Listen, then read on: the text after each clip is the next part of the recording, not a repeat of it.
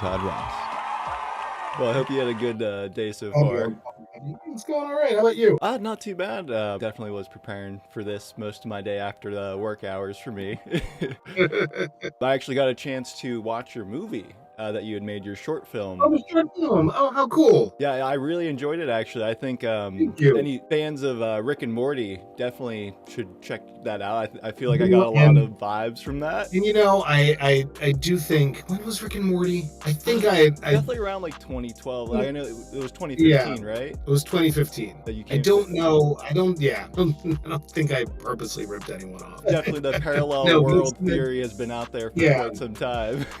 Right. I didn't invent that. My first question really is, do you mind sharing your insight into what writing, directing, and starring in your own short film was kind of like? Yeah, the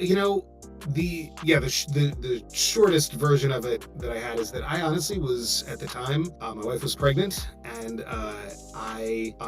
she said, well, the shortest possible version of this is that she was like, if you've been talking about writing and directing something of your own since I've known you, and if you don't do it before we have this baby, I think you're never going to do it. And so she like sort of threw that gauntlet down, and it was the kind of thing where I called in favors. I did the whole thing for under $500. We shot it in my apartment. Me acting in it, I was actually sort of segueing out of face acting at the time and stage acting. I was sort of done with that whole world. So even acting in it myself was almost like, it was because it was like easier than like learning how to I've been an actor for a very long time, but I was like, oh, I don't have time to like figure out how to like talk to actors. So it was pretty much like, I'll just do it myself. I know what I'm going for. And I called in a bunch of favors. It cost $500 to for the day to like shoot it actually total it was $300 for the day.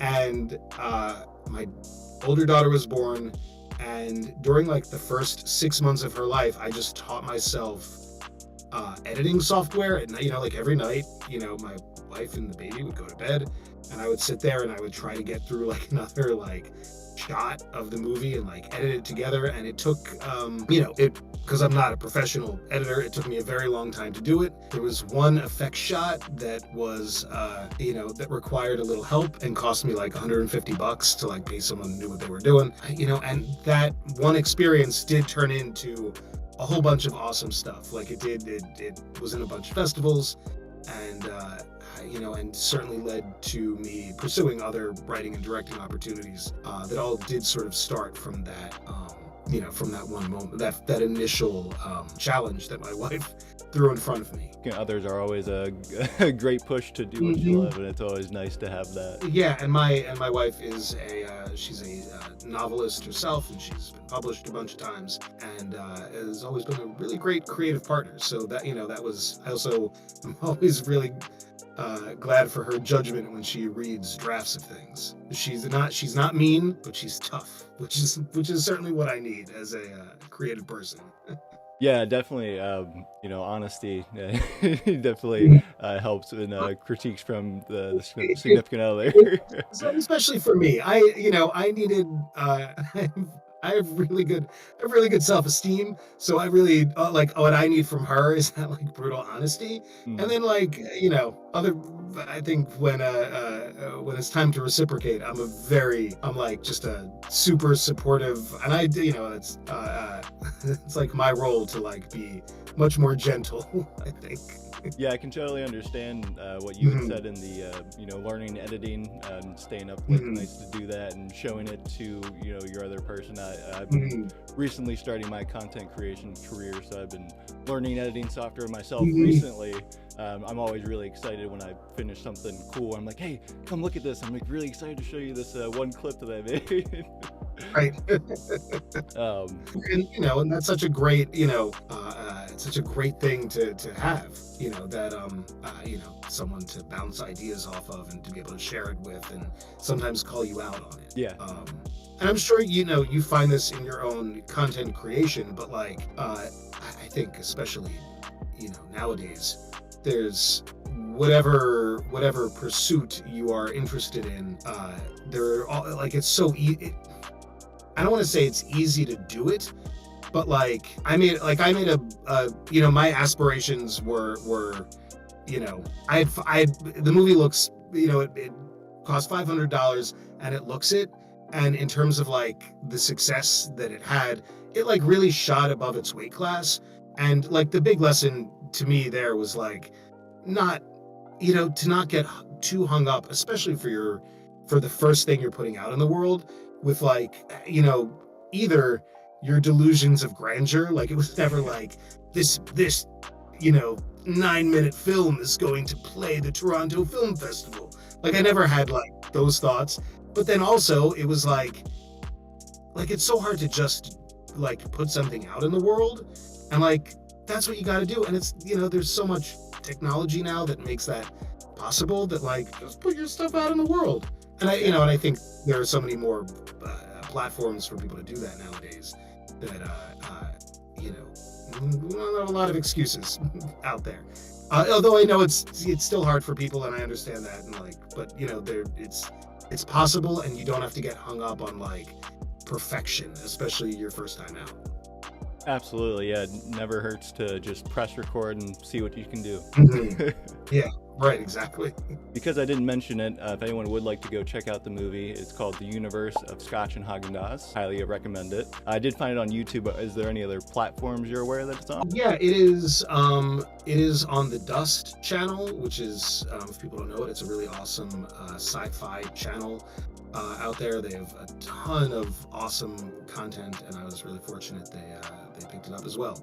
But it's on YouTube. It's on, you know, that's, you know, if you Google that, you'll find it there, and it's also on Dust. Definitely surprised at the depth of it. I was like, oh, okay, 10 minutes, I'm gonna breeze through this. Really not sure what it's about, but I was like, oh no, this was like really cool. So thanks for taking a flyer on it. You know, it's not, you know, it's you know, that's certainly my, you know, my hope for that movie is at the end of those 10 minutes that you're pleasantly surprised with the journey that you go on. Yeah, I watched it with my wife, and she was also like, I was not expecting that to be as cool as that was. No, not in an offensive way, just, you know. Not at all.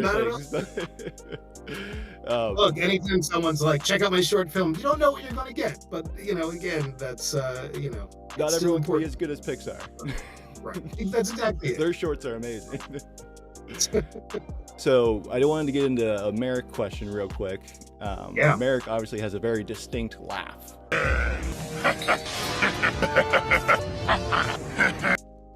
Can you give us any insight into how you kind of developed that iconic laugh, and is it something that you worked with the director on or came up with yourself?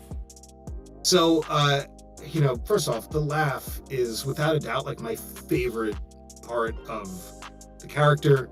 You know, if you're going to be a bad guy, and especially when the show was first airing, a Saturday morning bad guy, it's really good to be the version where you get an evil laugh. Like, like to be, and you know, it is a very like big character, and you know, I even have my acting school perspective on it, where like there is something like about Marik that like you can't keep him down, that like even when someone would have like, you know, like someone would have a good turn and he would be like, oh, where he was always like, he would be like, no matter, like there was always something about him where he was always like, I'm gonna bounce back from this, and he sort of does it, you know, the entirety of the way through it, you know, through that arc.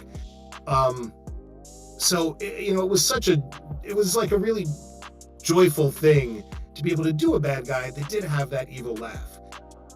In terms of developing it was kind of one of those things where you know, you're in the booth and they were like, you know, what do you got? And it's like, okay, and I did an evil laugh, and like I'm sure that evil laugh, probably, I don't remember the first time it appears, but it, you know, a lot of the, you know, because it was a dub, you are sort of locked into like whatever the animation's doing. So I'm sure it was like, he was like, you know, like head back and like, you know, big, you know, grand animation, and like, you know, his outfit, and I'm sure it had like a big feel to it. So really it was just about like giving like a big full-throated evil laugh. And that, so there wasn't like a lot of, there wasn't a lot more than like, what do you got? And I know for me personally, it's considerable time later. Now I'm a dad, and my kids do not care about Yu-Gi-Oh at all, like zero. Um, there was a period my older daughter was into Pokemon, and she was excited. Nice. Yeah, and she was like really into it for like a year and a half. So she was into the Pokemon, and like she, she knows that I was on One Piece. She doesn't know that it understand like the difference of dubs, but I think she thinks it's cool because a lot of the kids at school watch One Piece. So they don't care about Yu-Gi-Oh at all, but they both from like the beginning were very much into the evil laugh.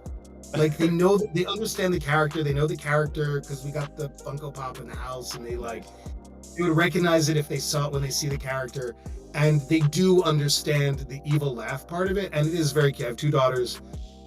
They are 5 and almost 10, and they have been workshopping their evil laughter for like years now. Like they both, and they like keep it out like that, and they'll be like, That's awesome. So the Ishtar family evil laugh. Right, Ishtar lives on.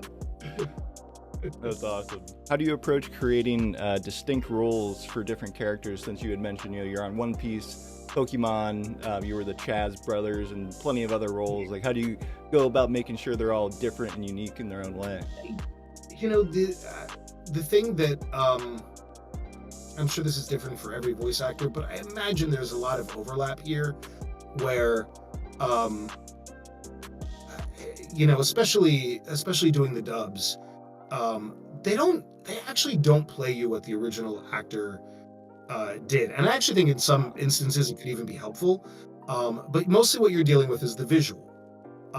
And my sense of it is that, when you would go into audition for something, you would look at a character and maybe they would show you like some of the animation once you were in the room. But like mostly, and especially now they like email you. I don't audition for a lot of anime anymore. But when it comes up, like there'll be a lot, they'll have a picture of the character. And so a lot of it is thinking from like who is this guy? Or, especially with like Pokemon, where like you're looking at a character that is, there's no real frame of reference in reality. But I don't want to get too like pretentious about it. But there is, there's something about, in acting school about like working outside in and like looking at like what are the, like for Marik, for instance, like there is a grand quality to him, right? Like his clothes are grand. He's, he's real fit. There's like a lot of attention to like the sharp edges. Yeah, and so like you are thinking, and and then there's like a shadowy quality to him, and so like you're always thinking about, what are the really you're looking at something and you're thinking, what is this? It's so dumb. Like, what does this guy sound like? Like I'm looking at a visual and I'm trying to connect it to like my first thought about like what this character sounds like. And I think probably when you audition, a lot of what's going on is you have your idea of what this character sounds like, and you're hoping that it matches or improves upon what the directors and the producers are thinking that character sounds like. And there are some characters that I've done where like you're in the booth, and at the end of the session they're like, this guy has 5 lines, can you just do it?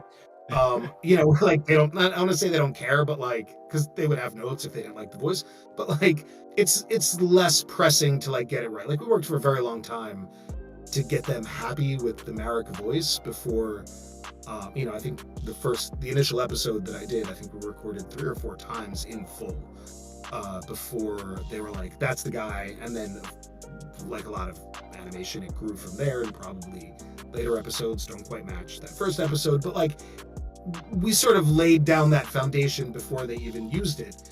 But to me, it's sort of just looking at a character and thinking intuitively about like, is this character big? I was like, oh, like a lower voice, or like, is it, growl, or like, for Koza in the 4Kids dub of One Piece, it was twofold. It was, he had like a Clint Eastwood vibe to him, and also I did that character right as Yami Marik was starting, and my voice was completely shot.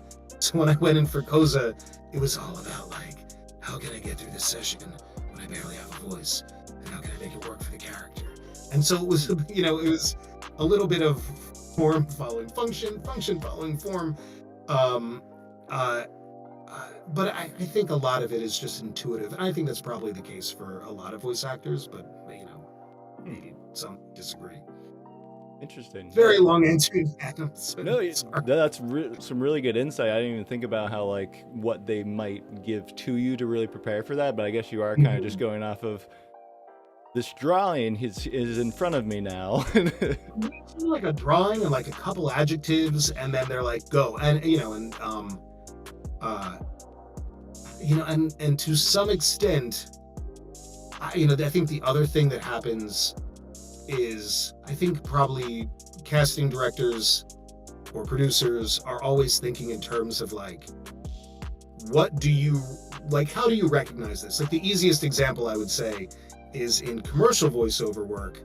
I no longer really do it, but in like the 2000s when I was doing it quite a bit, you would go in, everything I would go in for, the voiceover was trying to get people to say, that I would audition for. It would be like a Jake Gyllenhaal type, a Paul Rudd type. And like, I don't even exactly know what that means. Like, I think it just means like a warm and approachable voice. Non-threatening, but like that's all that they would often give you to go on. I think probably a lot of similar things in anime, where it would just be like, you wouldn't get like a raft of, it wasn't like they'd be like, go home and read the script and like think about who this character is. It would be like, here's a drawing, here are like 4 words to describe this guy, and maybe there's like a sentence or 2 about the backstory or his goals. Like wants to take over the world, like wants to destroy Yugi. And that would be all you would have to go on. And you would sort of get used to very quickly, being able to deal with that shorthand of the character, and being able to like throw that into your brain and like spit something out really quick. And I know for me, a lot of the times my characters would be like, I'm a very bad impressionist. A lot of voiceover actors are like really good impressionists. My lack of ability in that department keeps me from getting involved in like Christopher Walken offs when like a million voiceover actors are in the room, which is fine by me. But like, I know for me, what would I use? I would try to use it to my advantage, and I would be like, oh, well, I don't have a voice. I can't do an impression of Keanu Reeves, but I get that this is like a Keanu Reeves type. So if I do my best attempt at Keanu Reeves, I'll get like enough of the way there that that like it'll do the job. So like that, I would usually do that same thing where I'd be like, oh, I'm kind of doing a very bad impression of this person, and that's close enough for the job. Wanted to see, I know you've mentioned before, and in doing my research for this, I had seen that obviously Marik was not your first actor role. It was actually Ultraman, correct? Ultraman was my very first voiceover job. And it was a ton of fun. Looking back on your entire career, with Ultraman Tiga being your first, how do you feel like that leading to your Marik role? I believe that was the same director that you had worked with on both roles. How did that kind of shape your career as a voice actor and an author? I'm sure, so this was probably about 2001, I want to, maybe 2002. Early 2002 is my guess about like the period of time where I got that Ultraman job, I think. And, in a lot of really wonderful ways, nowadays, more than 20 years later, there are less barriers to people entering the voiceover fields. And a lot of that has to do with the fact that like you can do a lot of the work from your home studio. You don't need, a fancy booth. In a lot of instances, especially to start off, you really just need, you don't even need a fancy mic. There are like really good USB mics, and you get, some moving blankets in a closet, and, you can pursue being a voice actor. It was not the case in 2002, and it was also, look, 2002 was also very different from like 1992.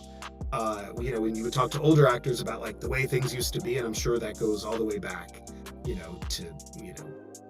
the Greek theater. It goes way back, about like the way things used to be. But in 2002, it was still the case where you needed someone to give you your first job. You couldn't be like, I'm gonna get a microphone in my closet. Like, that would be insane. Even when I did get a microphone in my closet, it still felt insane. Like, it was still a expensive investment. Back in like, I think my studio was like 2012 when I finally got a home studio. It was still like really expensive and seemed like, oh, I hope this is going to work out. But in 2002, you wouldn't, like, it was nuts to think of doing that. And so, very truthfully, they needed someone that day on Ultraman, and they needed someone that they hadn't used before. And it was like a friend of a friend. A friend recommended me to someone, or a colleague in school, like someone I knew from school. To this day, I actually don't know who recommended me for this audition. And I went in, and they only auditioned like 2 other actors because they didn't have much time. And on that particular day, I happened to beat out the 2 other actors. And by the end of the day, I got the job. And it is I very much feel that literally the one job led to everything else. Once I was in front of a microphone and I showed up and I didn't mess up, and I didn't cost them money by, going along, and they didn't have to replace me after I left because I did a terrible job. Like, I went in there and I did the job, and an hour later, I was a voice actor. And quite literally, I took that one job, and, I was a young actor in New York, and I got to, like, send a bunch of postcards like, oh, I'm on Ultraman and I'm a voice actor now. And it literally got me in the door other places. And other places were like, oh, how interesting. And then, it was the case that I did a few Ultraman episodes that led to the director from Ultraman. He went over to Yugioh. He brought me into Yugioh. And then that job further legitimized me elsewhere, because then all of a sudden now you're an actor who is sustaining a job long enough where people, regardless of sometimes the crazy amounts of money that you can make for being in the studio for an hour, which, to be clear, was not the case in Poor Kids, but like elsewhere, that it felt that way when I was 22, but still, the amount, like, everyone's still watching their wallets. So, if you were going to get a job, they had to make sure that you were going to be able to do the job, and nothing legitimized you in their eyes like doing the job before. So once I had that one job, it was just that much easier to go out and get other jobs because you were something of a known quantity. And the audiobooks, which is now, 98% of my professional life, is, almost entirely, like, it really started out because while it's a lot different from animation voiceover, you're calling on a lot of the same skills, especially where I started in, I did a lot of books for younger audiences at first, like middle grade fiction, and a series probably a lot of people read, the Gordon Corman Swindle series, with like kids doing a heist. And that book was a little broader, and it was a little more, and I use this not in a pejorative sense, cartoonish. But it was like bigger, like the characters were really broad, and like they all had like one main personality quirk, and it was very much, I'm sure I got that job because of my ability to go in and, bang out, 25 semi-unique voices to be able to differentiate when you're listening to the audiobook. So again, and that all came from that one job in Ultraman. Obviously that's an oversimplification to say that, but I definitely think that's true. But that's really awesome that it all, has to start from somewhere. That's awesome that like Ultraman is what got you into Yu-Gi-Oh! And I'm sure especially for kids back then, I believe it was November of 2002 that the second season aired. So that would have been later that year. And they didn't know it was going to have the success in America that it did. It was season 2 really early on.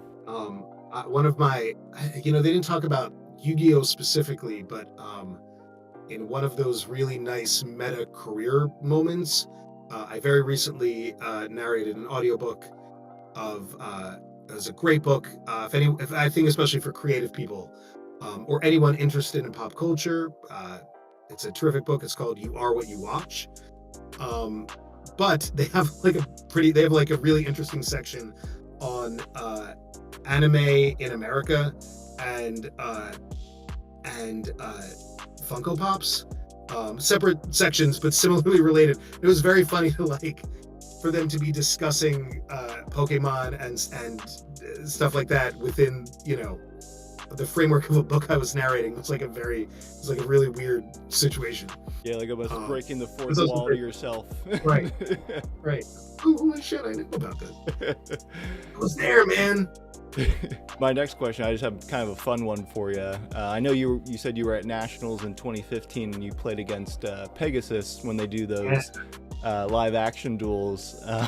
Just curious, is there a character from the original series or any of the Yu-Gi-Oh that if you came to do another Nationals that you'd like to play against? I mean, it would be, I honestly think it would be hard to top Pegasus.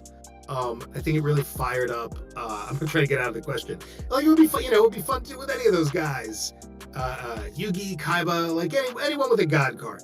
But I know what's really funny about those Nationals is, Darren Dunstan, who plays Pegasus, and directs a tremendous amount of anime.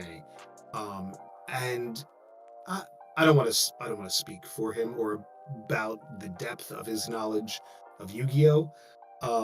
But even then, when they gave us the script, we didn't quite know what was going on. Like there was things in there they were doing in the live duel that they were like, pause for reaction. And we were like, well, why? And they were like, it doesn't matter. And they were totally right. Like they were like, I forget who did some move, and everyone was like, oh, and we were like, all right. And it was really fun. And I also think it was like one of those, I think doing it with Darren, who's a very awesome guy. But it was also fun to have those two characters who never interacted on the show to be able to do that interaction, which was very fun. Yeah, I agree. It definitely would be hard to top that match. And yeah, I know the fans always appreciate those really fun moments that you guys may or may not completely understand, but it does a lot for us. So we appreciate you being there for it. It kind of leads me into my next question there. I know most of the voice actors in Yu-Gi-Oh! Just like actors in movies don't typically watch their own movies, haven't played much of the card game in the past. But being around it for so many years, do you happen to have a favorite card or one that you've liked to say, or the artwork besides the Winged Dragon of Ra? Besides the Winged, well, so that's the thing. But anyway, like the official answer has to be the Winged Dragon of Ra. Just because of how much of the show is dedicated to Marik's adoration of the Winged Dragon of Ra. Part of the fun of it's always like, especially as an actor, like, part of the fun is, I don't want to say silly, but like the weirder things you get to say and do, like that's what's like really fun about it. So like, and especially when you're only focusing on your voice, there like, so like my first answer is always the Winged Dragon of Ra. My second answer, for reasons I cannot articulate, so it was always just really fun to say Helpoema. I don't know why. I couldn't tell you what the card does, but it was just fun every time to like dig into the word Helpoema. I don't know, it was like the syllables thing or like the OM, but it was every time. It was just the really really fun to say. Also, Lava Golem. Lava Golem actually, so I play tournaments sometimes, and Lava Golem actually still gets use all the way up to today. Oh, nice. Like, it's actually a good card. A considerable amount has changed about the game since my youth. And that I hear it is in some ways unrecognizable from 20 years ago. But I'm glad Lava Golem's keeping on. I love it. Yeah, yeah. He is. My brother would be glad to hear that. Helpoema is one of your favorites. That was one of the cards. Obviously, I watched that with my brother growing up as a child every Saturday morning at 10 a.m. And that was one of the cards that he always put in his Marik deck that we always had set aside. So one of my favorite cards, obviously, from my username from talking to you, has got to be Time Wizard. And my wife's is actually Baby Dragon, which those two cards, they combine to make the Thousand Dragon, as everyone would know, but they're two of Joey's favorite cards. Oh, nice. Aww. You guys got to get like matching tattoos. Or I don't know about. Yeah, I did. I don't know if you remember my initial when I reached out to you. I had said I always wanted to get that tattoo. Well, don't do that. Yeah, that is the full back. Don't need the full Marik tat. I don't want to say you'll regret it. Maybe you wouldn't. Maybe you'd be like, oh man, this rocks. I'm halfway there. If you see the Millennium Rods right here. Right. I guess maybe it's just my own hesitancy to get a full back tattoo of any kind. I only have one small one. Some people can make it work. Yeah. I never did it. I don't know if I'm a baby or what, but I never did it. My wife sometimes still talks about it, something like with the kids' initials maybe, but we've never done it. It has to be meaningful, absolutely, for sure. Or you have to go the other way and be like, I'm just gonna cover my body, and some of this stuff will mean stuff, and some of it'll just be fun. Yeah, sometimes you're just an open canvas. Right. If you could revisit Marik today, is there anything different that you do or explore with your performance as Marik? I think the only thing that I would do differently, I couldn't possibly do differently, which is that I would choose a voice that didn't hurt so much. It wasn't exactly intentional. As I was saying, we found the voice over a few different sessions, and it did not start out something that was physically taxing to do. It was also the thing, I didn't realize it was going to go on as long as it did. And I also didn't realize that Yami Marik was going to be like double painful. Again, it was sort of one of those things in the booth where they were like, what do you got? And I was like, how about this? And like my mind just went to like the most, like so much more, banging your vocal cords together than even Marik was, that that I feel that if there had been a way to avoid the stress and strain that I put my voice under over that time, I might do things a little differently. It made me very envious of Joey to hey, like, oh man, I could do that all day. I go do an 8-hour session, but like Marik, we had to like break up the sessions into like 2-hour chunks because my voice just wouldn't last for long sessions. But if I were to change that, then it wouldn't be the voice. And I'm too grateful for the show and the voice and the character to like think about changing it if we did it differently, if we did it again today. I think I would probably just go for it, and I would just be ready. And I probably then would be narrating a lot of books that would sound like this. just like low, like Betty and Selma Uh, narration. yeah, I love The Simpsons. That got me a little bit. Yeah.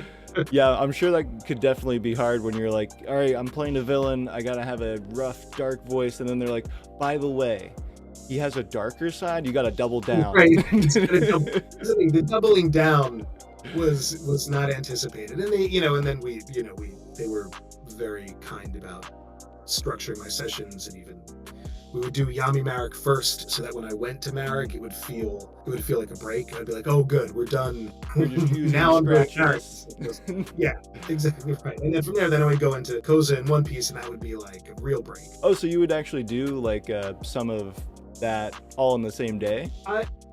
Probably. I'm sure there were some days we did it in the same day, but because especially there would be times where if they knew they needed you, uh, that they would send you from like the Yugioh room into the One Piece room, and then they would be like, hey, if you have half an hour to hop on over to like the Winx Club room, we would love to grab a few like minor voices from that. Which was part of the fun of working at 4Kids, where it was fun to have these like different rooms where these whole universes were taking place, all in the same facility. It was a fun part of it. Yeah, it sounds like an amazing workplace. You're just like all these creative people bouncing Hmm. around rooms, making all these Hmm. different shows all at the same time. Yeah, it was really fun, especially when like you said earlier, I don't know the degree to which they knew it was going to be that success. That so many of those shows were going to have the shelf life that they did.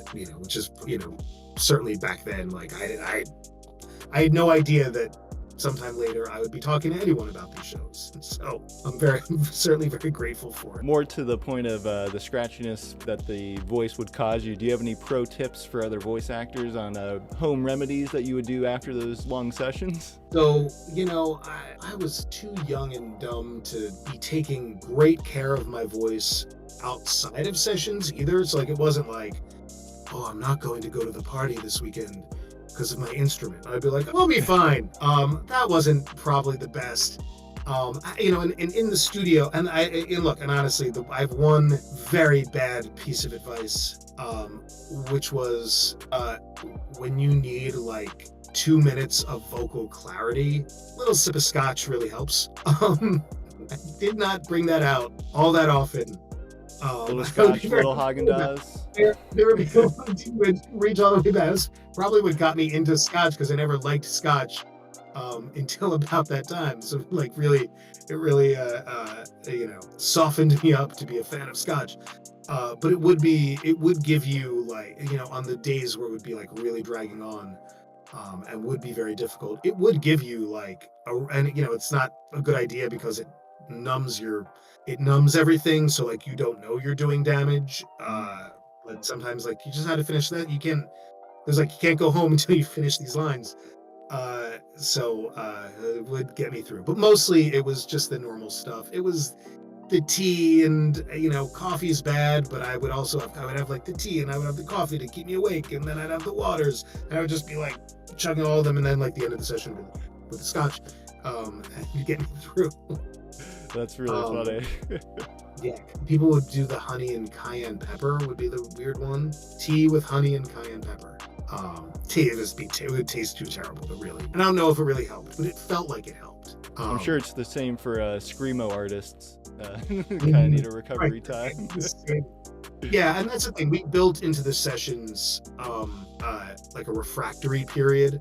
So it would be the kind of thing where we wouldn't ever do like Thursday and Friday. We would do like Friday and Monday, or we would do like Tuesday and we'd always have like a gap in between. So I would have time to recover, and that was I was really thankful that they would allow me that space to do that. That's really awesome. Happy I got to learn a lot about what kind of being a voice actor is like. I definitely don't think that's something I could ever do, but it sounds like an amazing, fun, like career. I'd like to be creative myself, but that just seems like you have so many possibilities. It was a weird, fun thing to be a part of, and I know some of the other Yu-Gi-Oh actors were discussing this recently at a convention. How the thing about our older generation is it was like we didn't know these shows. We rarely grew up with them. I think the only one, and it would fire everyone up to like work on Turtles, because Turtles, for a lot of us, we were like, oh yeah, I remember, like I watch that show every week. So like I got to do a few voices on Turtles, and that was like a thing where you would get to be a part of something that you had an existing fandom for. But for the rest of it, everyone was like out auditioning for like Mamma Mia and and the Cherry Orchard during some on one day, and then the next day you would go in and you'd be like, oh, well, you gotta catch them all, I guess. Like it's not that people weren't passionate about the shows they were working on, they just weren't pre-existing fans. And I think especially with some of these shows having so many iterations, that you do have now a lot of actors who are on it were like, people, I think the difference, we were discussing it in the context of when people ask us the question of like, well, what was your favorite episode? Where it's like I might have, I have an answer for that. There was an episode, the old episode, and Marik, they flash back to his childhood, and it was really fun. I got to do a bunch of different versions of Marik, but like, I recorded that one day, I watched it once because I was like, oh, this is really good. I want to see how it turned out. As opposed to some people where like they would watch the show over and over again and have like, a different relationship to it.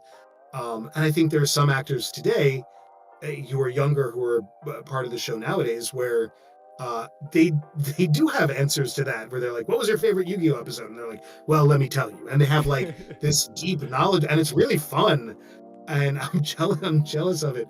But it is, I think, a different experience where you would have to ask some of the other actors, where I only in retrospect would have said that like I always wanted to be a voiceover actor. I certainly found my niche, and I think especially like I'm a very big reader in my personal life, and so like now I get to do all these audiobooks and over a whole bunch of different genres and topics, and I love it. As a reader, I really love it, and I like being in my cozy little booth with not screaming, and it's perfect. But like I never anticipated that was going to be my job or the thing that I would derive such joy from.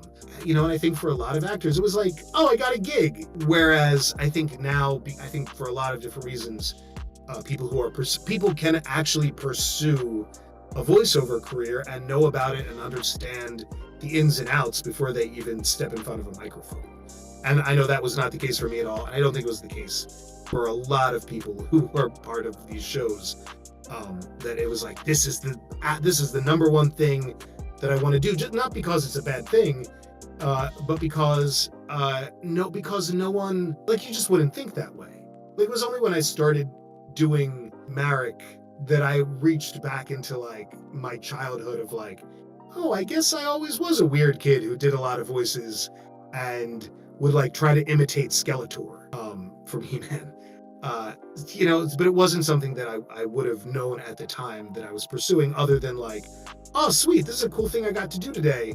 I'm on this show called Ultraman. Like, it wasn't pre-planned in any way, the way I think some people are today. Yeah, I'm glad you brought that up. He-Man was one of my favorite original cartoons as well. Mm-hmm. The original Masters of the Universe is a great watch for any child. I think it stands the test of time, just like Yu-Gi-Oh. Oh, I love, and I think there's so much of it that's iconic, and without a doubt, I think there's the Skeletor DNA in Marik, because he was another bad guy with like a painful voice and an evil laugh.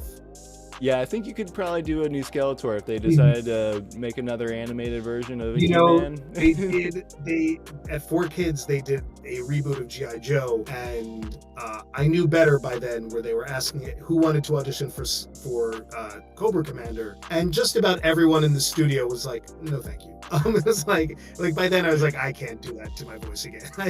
I know what Cobra Commander is supposed to sound like, and I cannot. I'm literally going to have no vocal cords at the end, and so I bowed out of that audition. That's awesome. My last question I wanted to have for you. I know you and your wife, you had mentioned you guys are both really creative, do amazing work, not only with your voice acting roles, your narrations, and your films that your film that you had created. Do either of you have any projects coming up in 2025 that you'd like to talk about? I always love pumping up my wife. She has just released her fourth book through Macmillan and Roaring Book Press. She's a middle grade author. So if anyone out there is, I don't know your audience, but if someone has like a younger sister, because they're very like, or brothers should read these books too. They're like, yeah, they're very like Judy Blume-esque, like relationships and like growing up in like the middle school era of your life, and they're great. And she just had one come out in September. It's called Banned Books, Crop Tops, and Other Bad Influences. Her name's Bridget Young, and she has a lot of great books. But then the one that a lot of kids seem to have read is called The Prettiest, which is probably like the quote-unquote really successful one. But they're all great. You should buy them all in that book. The Banned Books book comes out in paperback at the end of this year.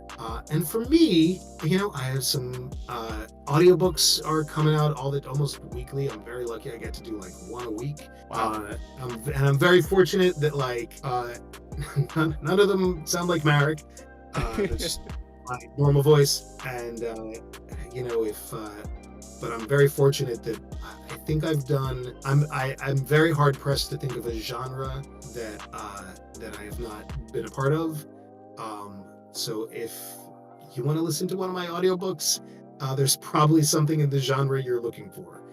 And it's and then writing stuff that you never know what happens with those things.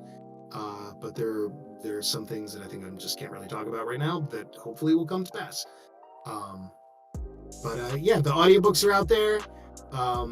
My wife's books, Bridget Young, great gifts for the 11-year-old in your life, and I'm doing a bunch of cons this year that I think I have to wait till some of them. I think I'm on their website, but I think I have to wait until they like promote it on social media to say. I think some of them aren't going to be hard to figure out because I think there are a lot of Yu-Gi-Oh people going. I think I'll leave a link definitely down below because I did find an article full of the ones from this year. I think the first one, the closest one is in April, I believe, of this year that you'll be at somewhere for some Yu-Gi-Oh stuff. That's correct. And I think it's weird because they're like, don't say anything until we post about it. But then I'm like, you have it on your website. But yes, I am very lucky. I get to hit a bunch of places, regions that I've never gone to any shows for, and sort of all over this great nation of ours. So I hope to be able to see some of you guys out there soon. Come say hi. Even if you don't get an autograph, I always like when people come out and say hello and talk about the show. So please, people should do that. I know there are some this year, and I hope next year, especially because I know it's a, we're in like, depending on how you count it, I feel like we're celebrating Yu-Gi-Oh's 25th anniversary for like the last 3 years. Yeah. Yeah. And I think like, I just saw something like recently where they're doing like a Sanrio, I know they did one for McDonald's, but then they just announced they're doing like another collaboration with Yu-Gi-Oh stuff. And it's like, we're still in the 25th anniversary, but I guess there's like, you got to do the manga, you got to do the show when it came out in Japan, you got to do it when it came out here. So we are riding the 25th anniversary wave for a really long time. And, I don't know if there's going to be any new content out of it. I secretly hope, and not so secretly, we're talking about here, that I hope that there is. No one's talked to me about it. But at minimum, I know there are a lot of conventions that are arranging some really fun reunion shows. I know last year there's a big one, NostalgiaCon in San Antonio, and I think there are probably going to be a whole bunch more this year as well that probably you're linking to and that aren't so secret. Well, thank you so much, Jonathan, for taking the time out of your day to Yeah, talk with me a little bit about your life and your role as Marik. It was a pleasure, and I really greatly appreciate this opportunity. Again, thank you so much for being here. Of course, it's my pleasure. Well, you have a good rest of your night, sir, and may the force be with you. And with you. Thank you, man. Take care. Thank you guys so much for watching. I'll leave a link down below to all of his socials, as well as his short film and the list of conventions that he'll be at this year. Don't forget to like, leave a comment down below, and subscribe to the channel. I'm Yugioh Time Wizard, and I'll see you next time. Time warp, go!